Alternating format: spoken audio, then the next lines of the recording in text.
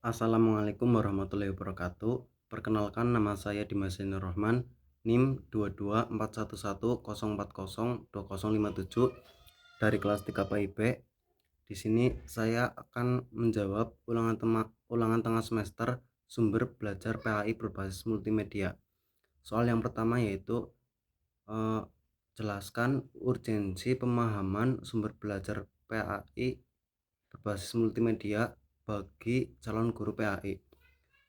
Manfaatnya yang pertama yaitu konten yang interaktif. Jadi multimedia memungkinkan guru menyampaikan materi PAI dengan cara yang lebih menarik, sehingga multimedia ini meningkatkan daya tarik siswa untuk belajar materi PAI tersebut. Yang kedua, pemahaman yang lebih mendalam. Jadi melalui multimedia ini seseorang bisa memahami materi yang sulit dipahami jika tidak menggunakan perantara yaitu multimedia. Kemudian manfaat yang ketiga, dapat menyampaikan nilai dan etika.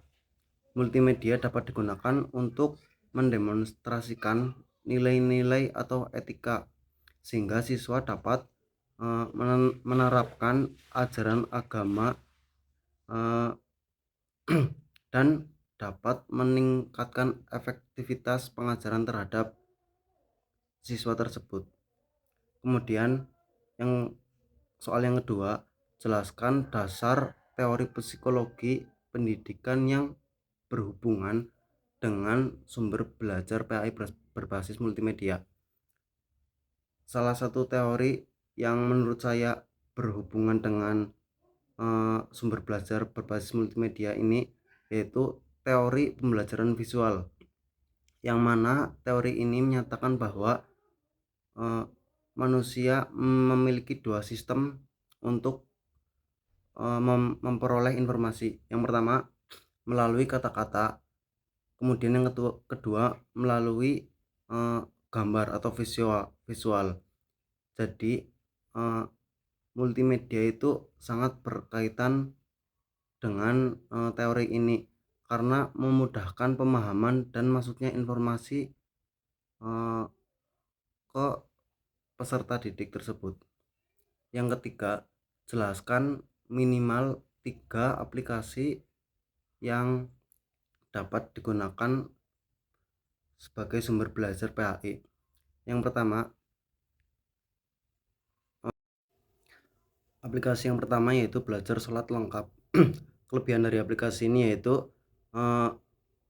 aplikasi untuk anak-anak mengenai belajar sholat maupun azan yang disertai dengan suara dan juga memiliki permainan.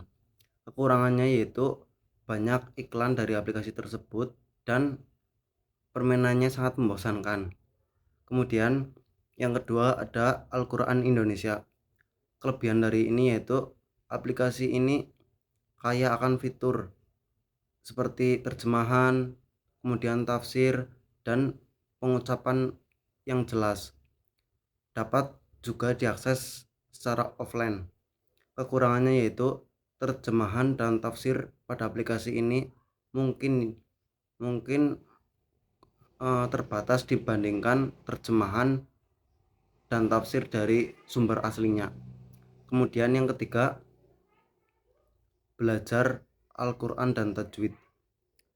Aplikasi ini digunakan untuk anak-anak untuk belajar mengenai tata cara membaca Al-Quran yang disertai dengan penjelasan suara dan grafis yang baik. Kekurangan dari aplikasi ini yaitu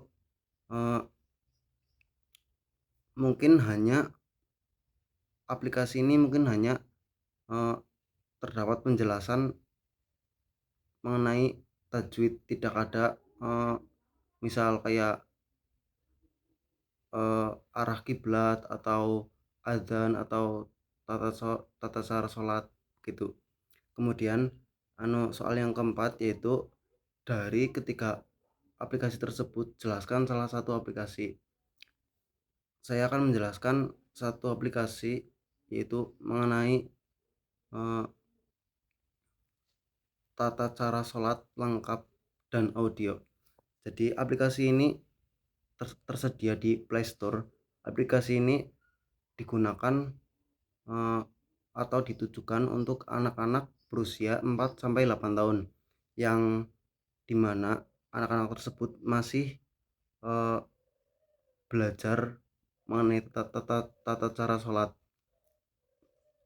Di aplikasi tersebut juga disediakan eh, aplik tata cara azan, kemudian ada semacam permainan edukatif untuk anak-anak tersebut. Semisal di situ juga tersedia eh, kayak semacam tata cara membersihkan masjid, kemudian mendekorasi masjid. Ada juga kalau nggak salah eh, menebak gerakan sholat, kemudian eh, tata cara soft sholat, dan masih banyak fitur lainnya yang ada di aplikasi tersebut. Sekian dari saya, kurang lebihnya mohon maaf. Wassalamualaikum warahmatullahi wabarakatuh.